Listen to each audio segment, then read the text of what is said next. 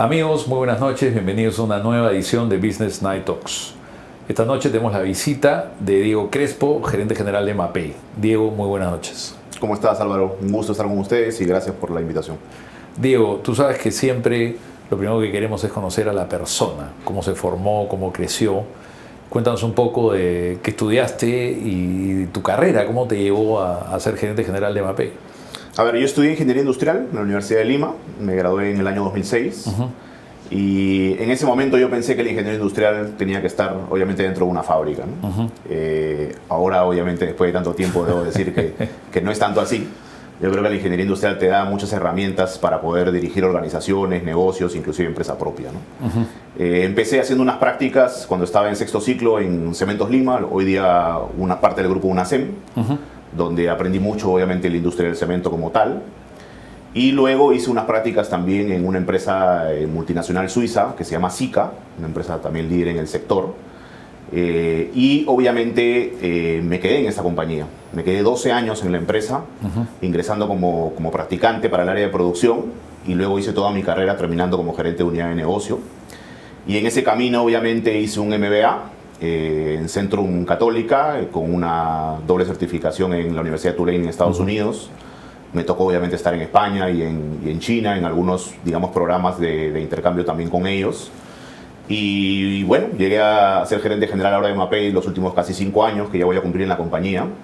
Y ha sido, digamos, un reto muy interesante porque llegué a ser gerente general con una edad, digamos, corta, pero con cierto nivel de experiencia trabajando en multinacionales que considero que hoy día me ayudó mucho, ¿no?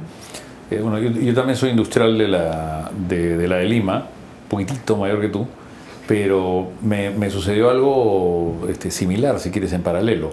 Yo, por esas cosas de la vida, entré a la industria de tecnología y me quedé 30 años en tecnología, ¿no? Y yo siempre pensé que no era lo mío.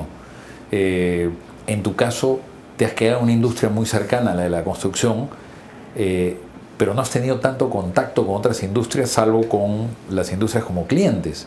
Sí, correcto. De hecho, como tú sabes, la construcción es una industria totalmente transversal.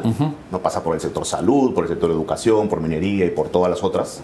Y sí, me he quedado en un sector construcción que bastante amplio desde el punto de vista porque, digamos, las empresas en las que he estado son proveedoras del sector construcción, del sector minero y también del sector industrial, ¿no? Entonces, digamos que he tenido, digamos, bastante acercamiento con esto, ¿no? Muy ligado a las redes de distribución. En mi inicio, obviamente, como ingeniero de producto, product manager, si le quiere llamar de esa forma, nos encargábamos, obviamente, de empezar, el inicio de esa compañía, de empezar a colocar los productos en la red. Entonces he caminado mucho el canal tradicional, las ferreterías en este caso a nivel nacional, luego también obviamente el retail, el canal moderno, ¿no? Las tiendas de mejoramiento del hogar y a posterior ya gerenciando obviamente constructoras grandes, proyectos mineros también, desarrollo de instaladores. Entonces ha sido un trabajo que un día podía estar en una ferretería con un dueño enseñándole cómo se venden estos productos y al día siguiente podía estar negociando con una gran minera una compra, digamos, muy significativa para la compañía, ¿no? Entonces, sin duda sí, tengo 17 años ya, digamos, en este rubro, lo conozco bastante bien, pero creo que todavía la construcción en nuestro país tiene mucho por desarrollar si uno lo compara con países vecinos que nos llevan, digamos, algunos años importantes de avance, ¿no? Ahora, dentro de todo este proceso, Diego, de crecimiento que tú has tenido, ¿qué es lo que más te ha gustado dentro de todo lo que has aprendido fuera de la industria per se, que obviamente uno se enamora, ¿no? Se convence que esta es la industria, además que va a cambiar el país y va a cambiar todo, pero dentro de ese proceso de crecimiento, ¿qué cosas en particular te llamaron la atención, te gustaron o te atrajeron, te hicieron pensar en otras cosas? Mira, definitivamente lo que yo más valoro de todo este tiempo ha sido el contacto con la gente, con el equipo, ¿no? No solamente con el equipo, digamos, con el que uno trabaja, sino inclusive con el cliente o con los proveedores, ¿no? Suelo ser una persona muy cercana con todas las personas, obviamente, que influyen en el negocio, tanto el equipo como los proveedores y los clientes, siempre tratando, obviamente, de que los clientes y los proveedores son, obviamente, parte importantísima de la cadena, pero al final la compañía, obviamente, es fiel reflejo de la gente que tienes a cargo, ¿no? Entonces, me considero una persona muy cercana a la gente, trato de tener una comunicación muy fluida con todos y a todo nivel, no solamente estoy en contacto con la gente que trabaja directamente conmigo, si no llego, voy a decir a todas las posiciones. Cada día que llego a la oficina o cada día que llego a la empresa, yo voy posición por posición saludando uno por uno a todas las personas, obviamente, de la organización. A veces soy el primero en llegar y no lo hago, pero cuando tengo alguna reunión y voy, obviamente, a media mañana a la oficina, pues me toca, como te digo, hacer ese tipo de trabajo. Primero porque lo vi anteriormente en un jefe, en un líder que yo tenía, y hoy día lo veo reflejado, por ejemplo, cuando la gente se despide, porque yo a veces me quedo más tiempo de la hora de salida de la gente administrativa, pasan por mi oficina y se despiden de mí, ¿no? Entonces creo que es un tema de consideración con el equipo, de decirles, oigan, ¿no? ¿Qué tal? Buenos días, ¿cómo estuvo el fin de semana? ¿Cómo está la familia? Y de que eso vaya un poquito más allá solamente del trabajo día a día, ¿no? El tema de las personas, muchos coinciden pues que es lo más importante que hay, ¿no? Porque la compañía, los activos, la estrategia, pero las personas pues son una parte esencial de todo. Tanto dentro como fuera, porque muchas veces se olvidan de la importancia del cliente. Tú me decías que has lateado, has caminado la calle, que yo soy de la opinión que si no has caminado la calle no conoces tu negocio, ¿no? ¿Cuánto valoras, cuánto aprendiste todo este proceso de caminar la calle? La verdad que mucho, porque inclusive en la posición en la que estoy todavía le puedo ir enseñando, por ejemplo, a gente que se integra al área comercial, al área de ventas, las cosas que en su camino se hicieron bien y las cosas que probablemente no y que se pueden mejorar. Como te decía hace un momento, yo un día estaba en una ferretería trabajando con un ferretero haciendo una capacitación para un grupo de maestros de obra y otro día estaba en un proyecto minero negociando para una gran compra. He trabajado con diferentes personas, casi los primeros 5 años que estuve en esta primera compañía me dediqué mucho a hacer entrenamiento. Tú sabes que una empresa como esta que tiene productos que no son de consumo masivo hay que generar una demanda, ¿no? Y que el cliente, digamos, entienda, o el usuario en este caso, de que no estamos hablando de un producto que es un gasto, sino es una inversión, porque algún ahorro a posteriori van a tener.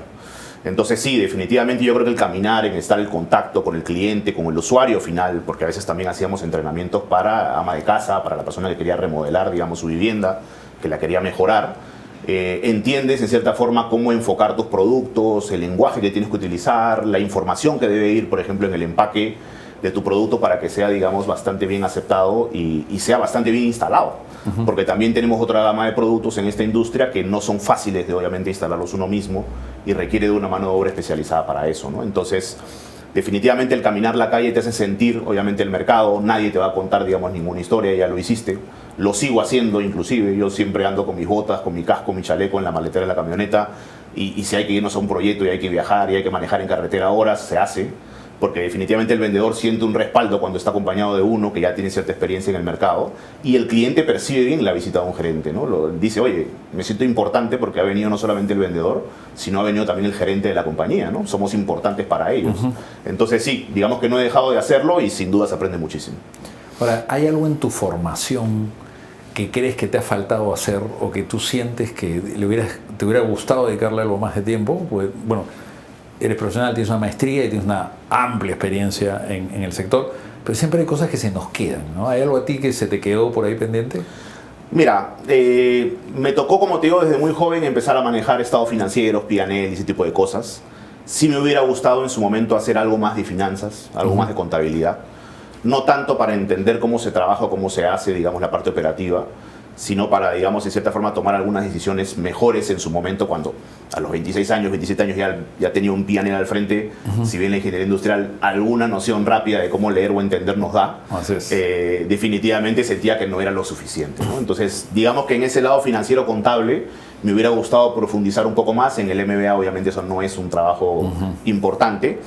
Pero sí te debo decir que en el MBA, por ejemplo, lo más enriquecedor que se tuvo era los perfiles de la gente que se encontraba haciendo la maestría con uno, ¿no?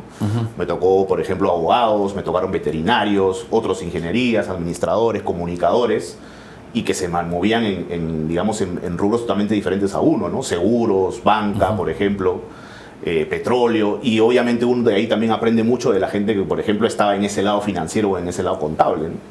Pero definitivamente si tuviera que elegir algo diría que eso podría ser. Y además, ahora que has mencionado el MBA, te da una red buena, interesante, de gente con la cual además has compartido, no sé, 1 año, 2 años, dependiendo del tipo de MBA, con la cual creas otra relación, ¿no? Una relación fuerte y que son gente a la cual siempre puedes consultar. Sí, por supuesto. Además que son también, digamos, personas que tienen mucho tiempo en algún rubro específico. Seguimos obviamente conectados con ellos, tenemos obviamente un grupo de WhatsApp donde siempre intercambiamos información, donde siempre puedes consultar por algún contacto específico en alguna industria, en alguna empresa. Sin duda, yo creo que para mí, como te digo, más enriquecedor inclusive que el material o lo que te puede enseñar el profesor de la maestría es lo que tú aprendes de la gente con la que obviamente estás estás teniendo estos cursos, ¿no? Obviamente, cuando se tocan cursos obviamente de finanzas o contabilidad, sabemos quiénes son los que van a destacar, ¿no? Y uno quiere estar en esos grupos para enriquecerse y para aprender, ¿no? Como es lógico. Como en los cursos, digamos, un poco más técnicos, probablemente los de ingeniería tenemos ahí un plus. Pero sin duda sí, yo creo que lo más rico del MBA es la gente con la que compartes. Ahora, yendo ya a ti como líder, Diego, ¿cuáles son, si tuvieras que nombrar 2 o 3, lo que quieras, ¿no? O 4, cuáles son los principios básicos para ti que tiene que tener un líder? ¿O cómo lideras tú a tu organización? Yo estoy seguro que me vas a decir, la gente es uno, porque ha sido el tema importante que has puesto por delante. Sí, definitivamente, como te repito, la gente es uno. El tema de la cercanía que debe tener un líder yo considero que es muy importante, sobre todo para inspirar, ¿no? Yo creo que uno como líder tiene que tener que la gente se inspire en uno y no ser un líder obviamente de autoridad, por llamarlo de cierta manera. Lo segundo que considero importante es que uno tiene que ser un buen comunicador. Uno tiene que ser un buen comunicador a los diferentes niveles donde la información se comunica de forma diferente y compartir información. Por supuesto hay información que se puede compartir, información que probablemente no hasta cierto nivel, pero yo creo que hacer que el grupo se sienta parte de los resultados, parte del objetivo, parte del camino a lograr una meta, me parece que es importante en esa generación de compromiso que luego va a tener la gente contigo y con la compañía. En cambio, cuando uno no comparte cierta información, al final la gente no sabe si está haciendo lo suficiente o no, si está en el camino correcto o no. Yo soy una persona que me gusta mucho siempre cascadear la información correcta y que cada uno en su posición sepa qué debe hacer para llegar al mismo objetivo. Obviamente hay mediciones y bonificaciones que se entregan al personal, obviamente por enfocarnos, pero al final todos de alguna manera tenemos que estar, digamos, influenciados por el mismo objetivo, que es lo importante, ¿no? Y lo tercero, y que no es, digamos, algo menos importante, es que me considero que soy un líder de acción.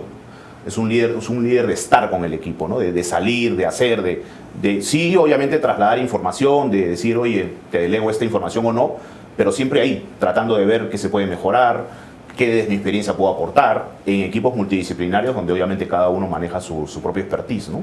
Pero siempre muy ligado al equipo humano, Y obviamente los resultados, ¿no? Los resultados yo creo que son importantísimos para todo líder, no podemos dejar de tener claro cuáles son los KPIs o los objetivos principales. Pero como te repito, yo creo que el factor humano es importantísimo. Si tú tienes gente, obviamente, un equipo de alto desempeño, te van a hacer brillar y van a brillar ellos y obviamente tú vas a brillar con ellos también. Es la teoría de conseguir el éxito a través de las personas y no a costa de las personas, ¿no? A mí me tocó varios líderes que lo último que les importaba era la gente, ¿no? El tema era obtener mis resultados. Yo siempre los miraba y decía, claro, es a costa de las personas. Y no debe ser a costa de las personas, debe ser a través de, o sea, como la espuma, ¿no? Lo de abajo, ¿no? Empieza a crecer y tú subes. Pero el tema del ser un buen comunicador, yo creo, Diego, que está un poco subestimado y a veces olvidado. Sí. Porque ser un buen comunicador es muchas cosas. Y ser un buen comunicador también lo tienes que medir por el impacto que tienes en la gente. Yo creo que comunico bien, yo creo que hablo bien, yo creo que me hago entender bien, yo creo que nunca me trabo, no soy fluido, mis ideas pasan, claro. Pero de repente no generas el impacto en la gente. Entonces ser un buen comunicador yo creo que también pasa por ir y medir la temperatura cuando hablé, cuando dije, cuando transmití, cuando comuniqué, qué entendió la gente, ¿no? Por supuesto. De hecho, una de las cosas que me ayudó, digamos, a ser un buen comunicador fue todos estos años donde me prepararon, porque la empresa me preparó para hacer presentaciones de alto impacto, para tener excelentes resultados, para cómo trabajar obviamente el escenario, cómo antes de una presentación debes un poco conversar con el público para poder saber quiénes son los que están ahí sentados, qué es lo que esperan de tu presentación o de tu comunicación. Y eso me ha ayudado obviamente años posteriores a saber de que esa medición obviamente es importante, ¿no? Yo aprendí una cosa que mucha gente no llega a entender ahora, ¿no? Que a nadie le importa lo que tú quieres decir, ¿no es cierto? Lo único que importa es qué es lo que a ellos les interesa y tu comunicación, y tú lo has dicho ahora, y tu comunicación tiene que estar guiada por lo que la gente realmente quiere entender. Y cómo sabes qué cosa tienes que decir si no te tomas el trabajo de entender las motivaciones de tu audiencia, ¿no? Correcto, y sobre todo que uno puede entender qué es lo que cada uno quiere escuchar, pero luego tienes que traducirlo en el lenguaje de cada uno lo puede entender. Así es. ¿No? Me ha pasado mucho, como te digo, de editar conferencias en ferias, por ejemplo, con 100 maestros de obra, pero al día siguiente estaba en el colegio de ingenieros con 100 ingenieros civiles. Entonces, obviamente, el lenguaje, la forma es totalmente diferente, inclusive hasta cómo uno va vestido, ¿no? Entonces, definitivamente son cosas que se van aprendiendo en el camino. Yo tuve 5 años muy intensos de entrenamientos, de capacitaciones. Llegábamos a entrenar con el equipo más de 1.500 personas mensuales. Era un objetivo muy ambicioso, que fue obviamente el éxito de ir posicionando la marca, obviamente, en un mercado que no es un mercado de consumo masivo, que es un mercado en el que a veces el mismo ferretero o la misma tienda de retail, por ejemplo, no sabe cómo vender tu producto. Entonces es ahí donde uno entra con el equipo, con los promotores, con los mercaderistas, con los vendedores, a hacer un trabajo de demostrarle las bondades y las ventajas del producto al cliente, o al usuario en este caso, y que lo perciban como una inversión y no como un gasto. Importantísimo, ¿no? Sí, sin duda alguna. No es como es un mundo totalmente diferente del consumo. Así. Sí. Y sobre todo en esa diversidad en la cual tú te manejas, ¿cómo haces que la gente obtenga esa misma capacidad de ser, digamos, multitodo? Porque, claro, tú lo has desarrollado a lo largo de, no sé, 20 años en la industria, pero tu gente no nace con eso. ¿Cómo les transmites a ellos la necesidad de, también, ante un cambio, ante tener que hablar frente a ingenieros, o hablar frente a constructores, o frente a ferreteros, ¿cómo les transmites esa necesidad? Mira, hay personas que definitivamente a veces tienen una buena transmisión de conocimiento hacia cierto público en específico, ¿no? Esta persona se maneja bien con maestros de obra, como albañiles, ¿no? Como operarios, pero de repente no se maneja bien con un ingeniero civil, porque cree que el ingeniero civil puede conocer más o menos y lo puede poner en aprietos ante alguna consulta o duda. Yo creo que no son muchas las personas que tienen la habilidad de poder modular, voy a decir, el lenguaje, la postura, la forma de comunicar a diferentes tipos de públicos, ¿no? Pasa más seguido de que uno esté enfocado solamente en un grupo y en un perfil, y ahí trabaja y es muy bueno. Y luego lo llevas a otro tipo de perfil y como que, digamos, titubea un poco, ¿no?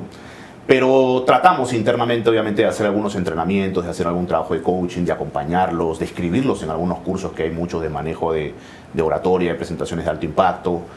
Presentaciones tan sencillas como también ordenar un PowerPoint, ¿no? que también me tocó llevarlo en algún momento, el tamaño de letra, dónde venir las imágenes, dónde venir el texto, ¿no? Parece obviamente algo sencillo, que probablemente hoy día los millennials lo dominan mucho más que hace 20 años nosotros, pero sin duda alguna te debo decir que hoy día todo ese conjunto de herramientas ayuda mucho obviamente a que tú puedas trasladar la información. Yo hasta ahora, por ejemplo, el equipo comercial sigo trasladándole y viendo de qué manera puedo trabajar individualmente con cada uno de ellos, cómo deben llegarle al tipo de cliente o usuario que ellos atacan. Ahora que mencionabas todo el tema de las ayudas audiovisuales, ¿no? La gente que te pone puro texto y te lee todo el texto, ¿no? Entonces, ¿para qué me presentas si te vas a dedicar a eso, ¿no? Pero toca, ser gerente también es ser docente, ¿no? Ser un profesor, hacer coaching, ¿no? ¿Cuánto de tu tiempo le dedicas a desarrollar gente, a desarrollar talento? Yo diría que por lo menos la mitad del tiempo. Siempre he dicho, por ejemplo, ahora que estamos en este modo híbrido entre el home office y la oficina, de que de repente el 50% del tiempo que voy a la oficina, de los días que voy a la oficina, estoy siempre reunido con el equipo, ya sea individual o grupalmente, y luego también conversando con ellos de alguna manera para ver qué podemos mejorar, dar un poco de feedback, que siempre es importante. Porque yo creo que si hay muchas personas que probablemente no esperan el feedback del jefe o del líder en este caso, yo creo que uno debe entregarlo porque es parte de lo que uno debe hacer. Yo creo que hay muchas personas que creen ser buenas en algo o tener algunos puntos de mejora, y cuando tú le das el feedback son totalmente a la inversa. Terminan siendo buenos en algo que ellos pensaban que no, y en lo que ellos creían que eran buenos de repente hay algo por mejorar, ¿no? Entonces yo creo que algo que espera el equipo de uno es que también cuando uno vaya, digamos, subiendo, también hacia arriba los vaya jalando, ¿no? Entonces yo sí considero que es importante, y trato obviamente de trabajar con el equipo de segunda línea que también tengan ese tipo de función, y que sea uno de los principales objetivos que ellos tengan, de desarrollar a sus equipos, porque finalmente eso es lo que va a llevar a que los resultados de la compañía vayan siempre hacia arriba. Mencionaste dentro de tus prioridades también el logro de objetivos, ¿no? Y eso implica siempre una presión, ¿no? Y vivimos en un mundo pues absolutamente presionado. Conversábamos antes de cámaras de las pandemias que nos ha tocado vivir, ¿no? Y ahora hay una guerra global que de una manera u otra nos va a impactar, ¿no? No a todas las industrias, pero nos va a impactar. Y es un mundo muy presionado, ¿no? ¿Cómo gestionas esa presión que te viene de los accionistas, stakeholders, dueños, y la que además tienes que poner tú, porque inevitablemente ser el líder de una organización implica forzar a tu equipo a que vaya, ¿no?, a una marcha más avanzada, más rápida? ¿Cómo manejas esa parte? Yo creo que el líder tiene que tener siempre varios planes, ¿no? El planeamiento estratégico es uno solo, pero debe ser lo suficientemente flexible como para que uno pueda girar el timón del barco en cualquier momento. Yo creo que uno tiene que obviamente trabajar con el equipo en siempre tener el plan A, el plan B y el plan C, ¿no? Me ha pasado en algunos momentos de tener, por ejemplo, una sola proveeduría de algún producto que viene desde Asia, y eso en algún momento calmo, que supuestamente no pasa absolutamente nada. Hoy día, por ejemplo, estamos viendo con los incrementos de los fletes internacionales que eso sería una complicación muy importante, ¿no? Entonces, tratamos obviamente de que el plan sea muy estratégico, pero de la cara a lo que es proveeduría, principalmente por tocar un tema específico, tener siempre, digamos, diferentes opciones, ¿no? Y en el tema de mercados lo mismo. Los mercados son cambiantes, el usuario o el cliente va cambiando, cada vez siendo más demandante, más exigente, con lo cual también tenemos que ver que el perfil de la gente que nosotros vayamos reclutando sean personas que se hayan adaptado a ciertos cambios, porque obviamente ahora, como tú dices, estamos en un problema bélico, por ejemplo, y definitivamente eso puede traer a colación algunas cosas, ¿no? Y lo mismo la pandemia. Nosotros, por ejemplo, cuando ingresamos en la pandemia, nos reunimos con el equipo de marketing y dijimos, señores, acá toca adelantar el plan dentro de los próximos 5 años a hoy y digitalizarnos, que yo diría que el sector construcción es uno de los rubros menos digitalizados, o el que viene más atrasado, perdón. Con lo cual a nosotros nos tocó hacer un trabajo muy intenso de tratar de digitalizarnos y adelantar un plan que probablemente era para los próximos 4 o 5 años y traerlo hoy al presente. Entonces, definitivamente yo creo que un líder tiene que tener esa capacidad de poder adaptarse al cambio, esa capacidad de poder flexibilizar y de tener esos as bajo la manga para poder sacarlos en el momento que uno los necesite. ¿Te han tocado casos difíciles con gente que no logra adaptarse, no logra manejar? ¿Cómo los has llevado? Bueno, sí, sin duda, ¿no? No todo el mundo, digamos, si bien es cierto, uno se siente cómodo trabajando con personas que tienen el perfil de uno, yo creo que uno también tiene que ser lo suficientemente consciente de que también necesita, obviamente, el complemento, ¿no? Entonces, en ese sentido, por ejemplo, yo estoy rodeado en la empresa de mucha gente joven. Yo creo que solamente hay 3 personas mayores que yo, después todo el mundo es millennial entre los 25 y los 35, ¿no? Que es algo totalmente inconsciente. Además, claro, yo no soy la persona que contrata a todas las personas de la compañía, ¿no? Pero sí me involucro mucho, por ejemplo, en la etapa final de cada una de las contrataciones por un tema de feedback, ¿no? Finalmente yo no soy quien define qué persona se integra, salvo que vaya a ser, digamos, una persona que trabaje directamente conmigo. Pero sí, sin duda, hay personas que no comulgan o sencillamente, por más que haces un coaching, un trabajo especializado, tú ves que no va por ese lado, ¿no? Entonces, hay una posibilidad y que es una posibilidad. Hay posiciones en las que obviamente tú necesitas que personas que se adapten mejor a ese tipo de cambio, que tengan esta flexibilidad, y probablemente hayan otras posiciones en las que no. Si es obviamente un recurso humano importante, valioso, tratar obviamente de reubicarlo en la mejor posición.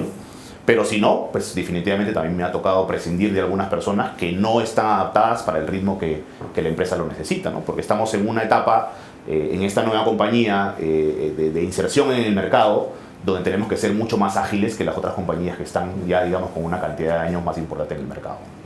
Ahora, dentro de lo que me comentabas, dejaste ver el tema de diversidad, ¿no? ¿Cuánto valoras o cuánto promueves tú la diversidad? Mucho. Te diré que en la compañía el 30% son mujeres. Me parece que es bastante importante. Ahora, es una industria más difícil para las mujeres, ¿no? Totalmente de acuerdo, ¿no? Sobre todo lo que es la cara hacia el cliente, ¿no? Pero, por ejemplo, mira que en el área comercial, en el área de ventas, nosotros, el 35% son mujeres. Si uno va viendo, obviamente, cuando entra un proyecto de construcción, ya sea edificación e infraestructura, que cada vez hay más ingenieras civiles mujeres, arquitectas también, pero todavía sigue siendo una industria dominada obviamente por los hombres, ¿no? Pero yo considero que para ciertas posiciones donde hay mucho análisis, por ejemplo, donde hay que ser muy fino para ciertas cosas, yo creo que las mujeres nos llevan en ese sentido, digamos, tienen algunas habilidades mejor trabajadas que nosotros, ¿no? Pero yo soy consciente de que hemos encontrado buenos recursos también en el área comercial y en el área de ventas, de mujeres que han trabajado anteriormente, por ejemplo, en proyectos de construcción, y que no le temen a estar rodeado, voy a decir, de hombres, y sabiendo que es un rubro, como te digo, dominado por ellos, y se están desenvolviendo de la mejor manera, con lo cual creo que vamos a seguir, digamos, trabajando en ese sentido y esperando que también cada vez las mujeres se integren más en este rubro, ¿no? Un último tema que quería preguntarte yo a ti específicamente sobre tú como líder, ¿no? El tema de la responsabilidad social, ¿cómo lo entiendes? Mira, te diré que en las empresas que me tocó estar, ambas europeas, son empresas que siempre, digamos, dentro de los valores tienen ese acercamiento, obviamente, a la sociedad. Nosotros como Mapei, por ejemplo, en estos últimos años y desde el año 1 que yo me integré a la compañía, hemos tenido mucho acercamiento a la comunidad para celebrar, por ejemplo, temas de Navidad con niños de bajos recursos, para donar, por ejemplo, ciertos productos a alguna iglesia, a una estación de bomberos, por ejemplo. Y siempre tratamos de tener, digamos, un contacto con la zona de influencia donde se encuentra y cuando no, pues obviamente con otra zona diferente, porque son valores, digamos, personales y también corporativos que nos inculca mucho la empresa, en este caso los dueños, el grupo, inclusive en el deporte, ¿no? Mapei es una empresa también muy ligada al tema deportivo y que auspicia a muchos clubes de diferentes tipos de deportes a nivel mundial, que también obviamente es parte de la sociedad, ¿no? Sabemos que el deporte sin duda alguna, digamos, atrae a los jóvenes hacia un mundo, digamos, lejos de los vicios. Y sin duda alguna yo creo que también esa identificación hacia el deporte y hacia la comunidad y también hacia la fabricación de productos cada vez, digamos, más saludables, más verdes, más del lado green, sin duda alguna también, digamos, habla un poco de los valores de la empresa. Y yo particularmente comulgo mucho con los valores de la compañía.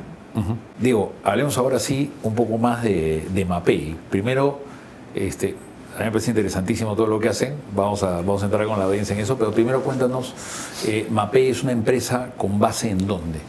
La base de la empresa es en Milán, en Italia. Es una empresa que justo el mes pasado cumplió 85 años a nivel mundial. Es una compañía que se encuentra presente en los 5 continentes, tenemos más de 91 filiales, presencia en casi 40 países y definitivamente es una empresa que está administrada hoy día por la tercera generación. Es una empresa familiar, en una tercera generación que está haciendo bastante bien las cosas. Te puedo decir que no es esa tercera generación que a veces... No es esa que nos enseñaron. Correcto, esa que nos enseñaron. Todo. Así es, no es en esa que nos enseñaron que más bien ahí se iban a complicar, no. Además, estos dos hermanos ya llevan mucho tiempo también dentro de la organización, con lo cual yo creo que son personas también jóvenes y que tienen todavía 30 años seguramente para dedicarle a la empresa, y luego veremos obviamente si hay una cuarta generación. Pero es una empresa familiar que sin duda, y más aún en la época de pandemia, se nota, digamos, ese calor humano que existe hacia los colaboradores, ¿no? Somos 11.000 colaboradores a nivel mundial, una empresa que factura 3.500 millones de euros, una empresa muy sólida, muy potente, como te digo, en presencia en casi todo el mundo, que ha hecho una descentralización, digamos, última hacia Latinoamérica. Estuvo muy posicionada en los primeros 40, 50 años en Estados Unidos, en Canadá, Europa y Asia, y hoy día ha tomado base ya en varios países de Latinoamérica, como México, como Colombia, Argentina, Perú, y atendiendo desde estos países a otros, digamos, con distribuciones o sencillamente con alguna operación, digamos, más pequeña, ¿no? Una empresa que tiene un portafolio muy extenso. Nosotros manejamos alrededor de 5.500 SKUs diferentes, divididos en 16 líneas de productos, y tenemos líneas de productos muy básicas o muy para el do it yourself, como la silicona para sellar el vidrio de la ventana, como manejamos fibra de carbono para reforzar un puente. Con lo cual, por eso te decía que la diversidad, digamos, de clientes o la diversidad de los mercados es bastante amplia, y dentro del área comercial empiezas a tener gente con diferentes perfiles, ¿no? En Perú ya tenemos 6 años, lo cumplimos en enero, y estamos en esa etapa de inserción en el mercado con muy buena aceptación, porque Mapei es una compañía que apuesta muchísimo por la innovación. El 5% de la facturación del grupo año se invierte obviamente en I+D, y el 12% de la planilla de la compañía son personas que están dedicadas a I+D en los diferentes centros de investigación que tenemos a nivel mundial. Con lo cual yo creo que ese ha sido el core o el objetivo principal de cómo ha ido Mapei penetrando los diferentes mercados que ha tenido. Con plantas muy bien trabajadas en Colombia, Argentina, México, que soportan, digamos, las operaciones de otros países, pero siempre, digamos, con un cliente satisfecho de saber que Mapei va a solucionar el problema que ellos tienen en su momento, si es que ya se convirtió en problema. Algunos prefieren prevenirlo, que obviamente sería lo ideal, pero todavía en este mundo de los químicos para construcción o aditivos para construcción, como le llamamos, hay muchísimo por hacer y muchísimo por aportar obviamente al sector, para tratar de que las viviendas, las construcciones en general, sean lo más sostenibles y de la durabilidad más larga que se pueda. Y ahora yo imagino que el mundo de la construcción, en general casi como cualquier industria que hay algún proceso de creación, transformación, ha venido cambiando, pero hay tantos temas de invenciones, descubrimientos, materiales. Tú has mencionado la silicona, pero deben haber, no sé, miles de miles que están cambiando y revolucionando el mundo de la construcción, ¿no? Sí, es correcto. De hecho, Mapei, como te decía, en los temas principales que tiene es el tema de la innovación y siempre andan abordando de forma de dejar en el portafolio los productos, digamos, antiguos, que utilizan alguna materia prima que puede estar complicando el medio ambiente o que sea cada vez más difícil de conseguir o que haya que sacrificar algún recurso para eso. Y siempre busca de qué manera poder innovar con otros materiales y siempre en la línea, como te digo, de la sostenibilidad. Mapei es una empresa muy, muy sostenible. El 70% de los productos que fabrica Mapei en alguna planta del mundo son productos certificados por LEED, con lo cual es un mercado que en Perú todavía incipiente, pero que va creciendo a un ritmo importante, en otros países de la región un poco más avanzado, y sin duda alguna es un mercado que hay que atacarlo desde ya, y yo creo que el cliente identifica a Mapei en esa posición. Un tema interesante de tu negocio particularmente es el que me comentabas fuera de cámaras, que es ustedes en realidad tienen que ir a venderle a todos, tienen que ir a venderle al gran constructor por la gama de productos que tienen para la obra, para el proyecto en sí, así como tienen que vender a toda la cadena hasta el que hace autoconstrucción o al ferretero incluso, ¿no?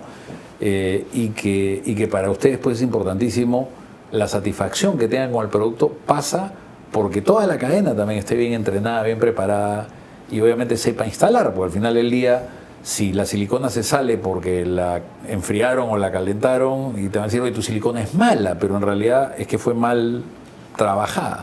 Sí, es cierto. Nadie se va a acordar, obviamente, de la persona o la empresa que instala el producto, ¿no? Finalmente, siempre la culpa la lleva, obviamente, la marca o el producto.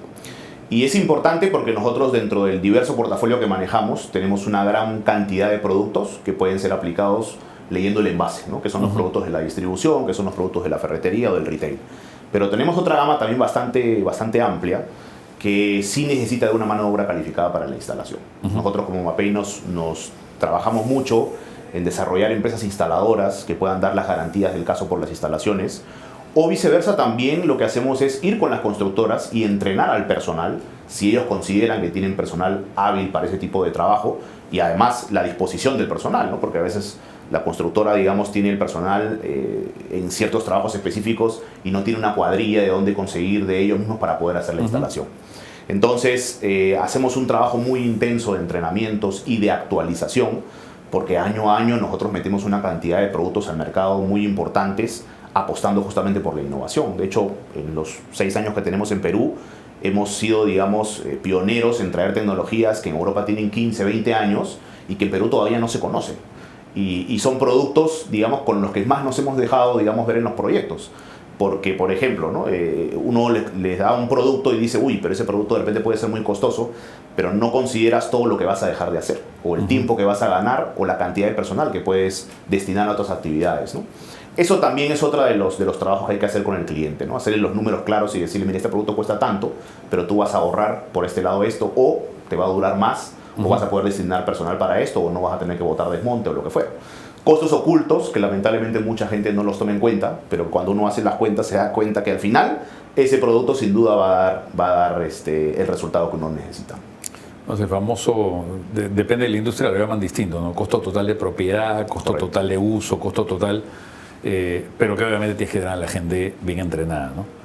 Cuéntanos algo espectacular que hayan hecho. Mencionaste, por ejemplo, en puentes, ¿no? Están metidos, algo espectacular que hayan hecho en el Perú, que a ti particularmente te enorgullezca. Si hay Mira, algo. definitivamente si hay algo que tendría que, porque no lo había visto anteriormente, lo he visto ahora en Mapei, es nosotros tenemos una línea de restauración de edificios históricos. Como comprenderás, Italia es un museo al aire libre, como digo yo, y Mapei es pionero y diría que líder mundial en todo el desarrollo de tecnologías que no contienen cemento, es decir, son productos a base de cal, como se construía antes del cemento, porque normalmente los edificios históricos, muchos de ellos, no todos, han sido construidos pre-cemento, por llamarlo así, con lo cual tú no les puedes colocar una mezcla cementicia porque dañas el material base. Nosotros hemos participado muy de cerca con instituciones, obviamente, de la Municipalidad de Lima para toda lo que es la restauración del Plan del Bicentenario, y hemos trabajado la restauración del convento de Recoleta y de la iglesia de San Francisco en todo lo que es la restauración de los muros, los detalles, las pinturas. Todo ha sido proveído por Mapei y todo ha sido obviamente con un asesoramiento, digamos, muy de cerca. Comento esto porque obviamente es un patrimonio histórico para nosotros como peruanos, y que además obviamente lo ven millones de turistas que llegan. Y además, como te digo, es un sector dentro de lo que es construcción o mantenimiento que yo no lo había, obviamente, visto anteriormente, porque la empresa en la que estaba anteriormente no tenía este tipo de portafolio, ¿no? Y darte una vuelta por las iglesias, verlas cómo estaban en su inicio, tan deterioradas, lamentablemente, porque se habían utilizado materiales que no eran los correctos, y darse una vuelta ahora del trabajo terminado de la iglesia totalmente renovada, sin duda pues da un orgullo, ¿no? Y seguramente hemos sido convocados para otros proyectos que vienen adelante, porque la idea es restaurar más de 17 iglesias que tenemos solamente en el centro histórico. Con lo cual Mapei va a ser parte importante de esa restauración, y sin duda es un trabajo muy importante para nosotros, tan lejos de Italia, que obviamente es donde más se demanda ese tipo de productos o tecnología. Y a nivel construcción, ya dejando un poco de lado la restauración, que obviamente es un trabajo también lindo, creo que debe llenarte como tú lo demuestras. Por supuesto. A nivel construcción, algo particular que a ti te... Yo creo que el proyecto más importante que hemos tenido en estos últimos años ha sido la ampliación del puerto de Pisco, la ampliación del puerto de Paracas. Nosotros teníamos recién 1 año y medio en el mercado, ya teníamos la línea de producción equipada para fabricar los aditivos para la producción de concreto. Nos convocaron a una licitación, finalmente decidieron trabajar con nosotros. Nos pusieron en apuros porque obviamente la proveeduría, las materias primas y todo eso nos hizo correr, pero fue un reto importante para el equipo, no solamente para el equipo comercial, que tuvo que hacer un trabajo casi que recién montado en la compañía y conocer rápidamente los productos, sino también para el equipo del back office, porque tuvimos que prepararnos logísticamente, en proveeduría, en importaciones, para poder atender una magnitud de proyecto bastante importante, que nos ha dado después la posibilidad de abrirnos puertas ya ahora en hospitales, en puentes, en la ampliación de la base aeronaval del Callao, en el penal de Ica, en el hospital de Huancavelica, en el hospital de San Ignacio en Cajamarca. Fue el primer gran proyecto, digamos, que atacamos nosotros, y todo el concreto, los más de 100.000 metros cúbicos que se colocaron en ese proyecto, fueron diseñados con un aditivo de nosotros. Es bonito escuchar eso, Diego, porque muchas veces hay nombres pues, que todo el mundo conoce, ¿no? Y hay nombres que en general la gente no conoce. Yo te confieso que no vengo del mundo de la construcción y antes de conversar contigo no había escuchado de Mapei. Correcto. ¿No? Y es más, no sabía que eran italianos, ¿no? Pero es interesante para todos entender, ¿no? Puede que yo esté en este edificio y Mapei haya provisto muchas de las cosas que acá suceden y eventualmente, como nos cuentas tú, en muchas de las iglesias, etcétera, etcétera. Entonces es interesante conocer la compañía. ¿Qué más hay en el mundo Mapei, Diego, que nos quieras contar o nos quieras transmitir? En el mundo Mapei hay algunas categorías en las que estamos empezando a trabajar localmente, como por ejemplo todo lo que es infraestructura deportiva. Nosotros manejamos todo lo que son resinas o recubrimientos para campos deportivos, ya sea en asfalto, ya sea en concreto, en interiores, en coliseos, pinturas para gradas, resinas especiales para camerinos. Nos han estado preguntando mucho, sobre todo empresas que vienen de fuera y que han trabajado con Mapei en algún otro país. Por ejemplo, Mapei ha sido el principal auspiciador de varios campeonatos de Red Bull, colocando las resinas y las pinturas en las canchas de baloncesto que ellos han solicitado, ¿no? Obviamente todas estas tecnologías vienen siempre con todas las patentes, con las normativas europeas, con lo cual el cliente puede estar seguro que lo que va a colocar es, obviamente, bajo todo punto de vista, un excelente producto.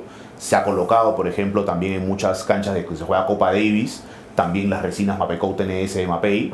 Entonces, es una industria que también Mapei ha desarrollado hace muchos años y que sin duda alguna la podemos ir incorporando en cierto segmento del mercado, porque el hecho de importar estos productos de Italia hace que el costo obviamente se eleve un poco, pero yo creo que hay un nicho de mercado que lo demandaría, sobre todo por el no tener que hacer mantenimientos tan cercanos. Si ellos hacen mantenimientos anuales, a pintar las líneas y otras cosas, con un producto nuestro pueden irse a 5 o 7 años sin necesidad de hacer ningún tipo de mantenimiento, con los espesores adecuados y con las indicaciones adecuadas. Es una, por ejemplo, de las tecnologías, y la restauración, que va a escaparse un poquito solamente del tema de iglesias para pasar también a edificios, voy a decir, históricos, es algo con lo que estamos trabajando ya con algunas entidades del Estado importantes para este plan del Bicentenario, que sin duda va a continuar por los próximos 2 o 3 años más. Para quienes nos siguen, para que se identifiquen mejor, ¿hay marcas puntuales de Mapei que son conocidas en el mercado, o en realidad ustedes, como no están en el mercado, digamos, de consumo masivo, no son necesariamente marcas que la gente vaya a tener visibilidad? ¿O hay alguna marca que tú crees que la gente sí conozca? Principalmente nosotros hoy en día estamos trabajando mucho directamente al constructor. Okay. ya sea de forma directa en atención o ya sea a través de nuestros instaladores. Nuestros productos todavía, digamos, no están colocados en la red de distribución con mucha facilidad, al menos no de forma tan masiva. Estamos en el trabajo justamente de armar la red, porque hemos tenido que aterrizar los formatos también, los tamaños, los empaques, que en el caso de Europa es diferente. No es poca cosa eso, la gente lo subestima, pero no es poca cosa. Sí, es totalmente diferente. Mientras uno va, por ejemplo, a una tienda en Italia, pues te venden tarros o baldes de 30, 20 kilos, cuando acá te piden de 1 kilo o de 2 kilos, ¿no? Entonces, ese trabajo toma tiempo, es un trabajo de etiquetas, de envases, de proveeduría, que hay que irlo trabajando, y además, obviamente, también de gente dentro de Mapei. Pero estamos trabajando en eso para poder colocar los productos que hemos destinado a las grandes obras, también justamente al alcance del usuario para que lo pueda colocar en su vivienda para alguna remodelación o algún mantenimiento. Bueno, seguramente vamos a ir viendo más de Mapei en el futuro de una manera un poco más comercial, ¿no? Sí, sin duda alguna, es a lo que aspiramos. Ya hemos hecho ese trabajo anteriormente con parte del equipo en otras empresas, con lo cual sin duda es un poco el futuro cercano que debemos tener, porque aunque no lo creas, ya hay gente, por ejemplo, operarios que trabajaron en alguna construcción con algún producto nuestro, llaman a Mapei y dicen, oye, lo quiero para mi casa, ¿no? Entonces, ¿dónde lo consigo? Y a veces tienen que cruzar pues 1 o 2 distritos para conseguir el producto, lo cual a veces lo complica, ¿no? Pero entendemos, obviamente, este año vamos a estar muy activos en temas de ferias, por ejemplo, de construcción. Lamentablemente los 2 últimos años hemos estado prácticamente parados en temas de ferias, con lo cual seguramente empezaremos a trabajar y a buscar, digamos, empresas que estén interesadas en la distribución y poder hacer el producto más asequible a todos, ¿no? Diego, último tema. ¿Qué viene por delante o qué más hay en la vida profesional de Diego? ¿O es algo que por ahora estás tan contento haciendo lo que haces que no quieres ni saber? Bueno, mira, la verdad es que llegué a una etapa en la que obviamente voy viviendo el día a día y no preocupándome tanto por lo que viene en adelante, ¿no? Sé que todavía me quedan muchos años obviamente en la parte profesional por la edad que tengo, pero sin duda alguna yo tengo ahorita un reto importante obviamente en la compañía en la que estoy, ¿no? Hay mucha confianza, mucha expectativa, todavía hay que conseguir mucha inversión para llevar a esta empresa a otro nivel y que sea líder del mercado, con lo cual estamos enfocados, no solo yo, sino el equipo que me acompaña, obviamente en hacer ese trabajo, digamos, lo más rápido posible, y además que podamos obviamente hacer de Mapei el referente obviamente en la industria, no solamente en Perú, sino creo que es, digamos, algo compartido por lo que te había comentado anteriormente, de que la descentralización hacia Latinoamérica se ha dado casi en la misma proporción en casi todos los países que te comenté hace un momento. Con lo cual yo creo que sin duda viene ahora un trabajo bastante importante de posicionar esta marca y esta empresa en Perú y colaborar obviamente con lo que se puede en otros países aledaños, y eso es en lo que estamos concentrados y enfocados hoy día. Diego, muy interesante. Yo te confieso que para mí el mundo de la construcción siempre ha sido un mundo distinto al mundo en el que me he desenvuelto, y aprender sobre este tipo de cosas y entender que hay cosas tan afines a veces en los modelos de distribución, el entrenamiento al canal, la multicanalidad, etcétera. Ha sido un aprendizaje muy bueno para mí. Estoy seguro que a nuestra audiencia le va a encantar esta conversación y le va a dejar mucho tema por aprender. No, a ustedes, Álvaro, les agradezco obviamente la invitación, un placer estar aquí, un gusto conocerte, y estamos a disposición de lo que se pueda requerir. Muchas gracias, Diego. Amigos, y estuvo con nosotros esta noche Diego Crespo, gerente general de Mapei, a quien le agradecemos por su visita, y con ustedes será hasta una próxima edición de Business Night Talks. Buenas noches.